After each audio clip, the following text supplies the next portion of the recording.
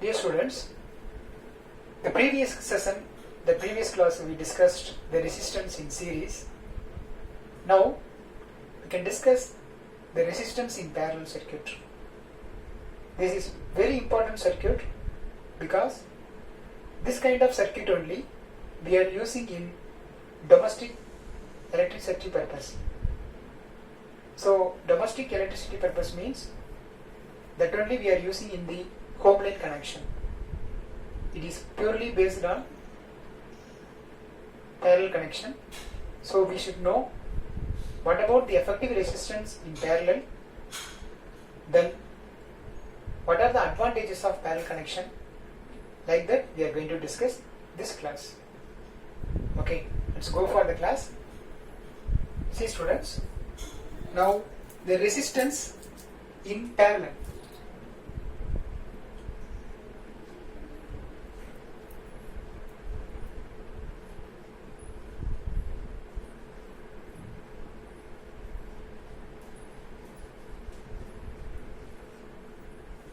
Resistance in parallel. So let's take a 3 resistor for our convenient in parallel connection. So I can draw. It is resistance 1 named as R1, like that. Resistance 2 named as R2, then resistance 3 is named as R3. Now I can connect these 3 in parallel. Okay. Now this circuit will connected with the battery source, that is here. The battery source is named as V. Now current passing through the circuit is I. But if you observe in series connection, the current is constant but the voltage is variable.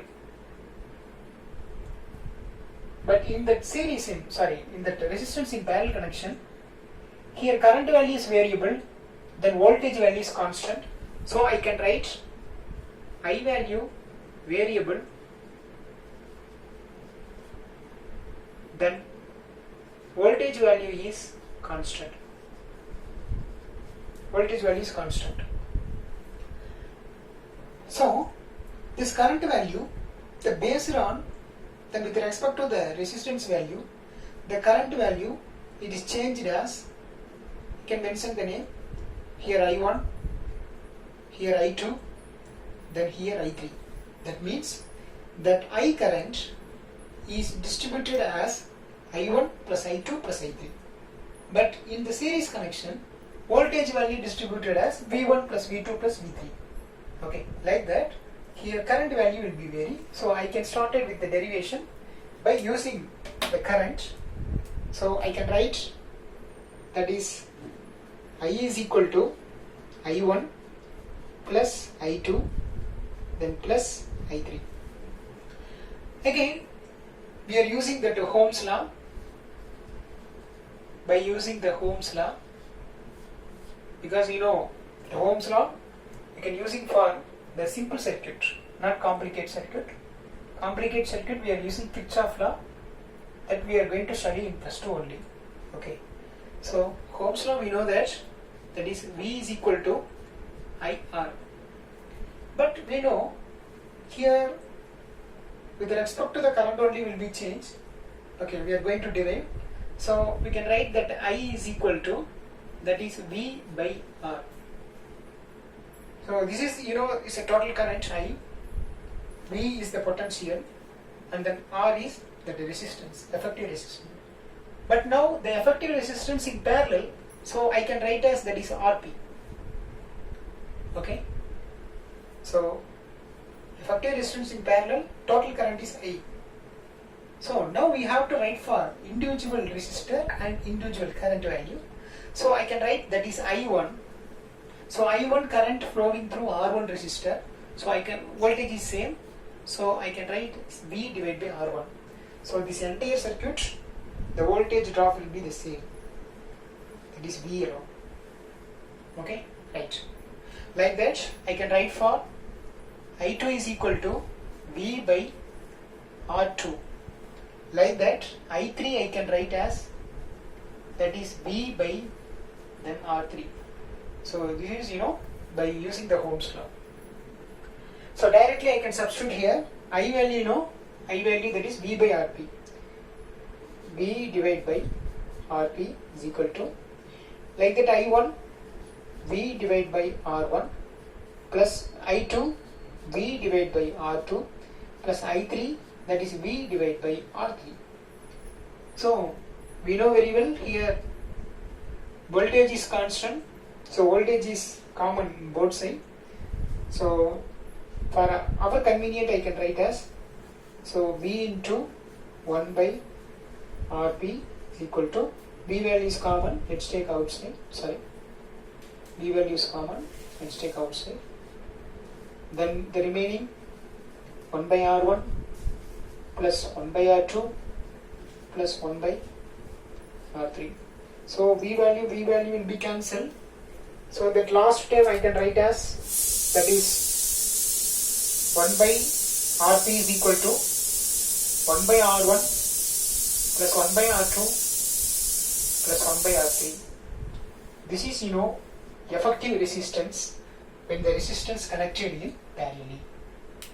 So as a definitions I can say, when the resistance are connected in parallel, the reciprocal of effective resistance is equal to,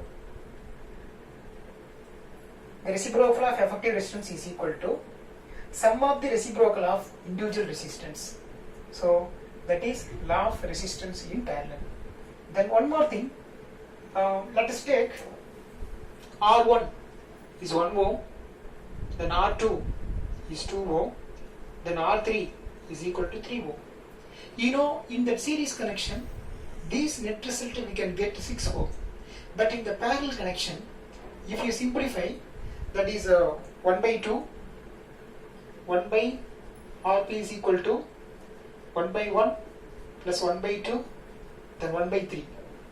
So 1 by Rp is equal to, this is 1 plus half, 1 and half. 1 and half means, that is 3 by 2, then plus again 1 by 3. Therefore 1 by Rp is equal to, here we can write, that is 9 plus 2 divided by 6. So I can write, that is 11 by 6. 1 by Rp is equal to 11 by 6. Therefore Rp is equal to 6 by 11. So 6 by 11, so approximately I can write, that is 0.5 ohm. Okay. So if you observe that, here the lesser value is 1 ohm, but the effective resistance is lesser than the lesser value. Okay. But in series connection, the effective resistance is greater than the greater value. But in parallel connection, the effective resistance is lesser than the lesser value. Okay. So here lesser value is 1 ohm, the effective resistance is less than 1 ohm. Okay. Then one more thing, here in series connection, if in between gap any circuit is disconnected, entire circuit is off connection. But here, if any circuit is here disconnected, remaining circuit is functioning. Okay. So for that only we are using in parallel connection in our home. One thing, here voltage is constant. So in our home also, that what is it, home line voltage, that is 220 to 240 voltage, that is generally it is constant.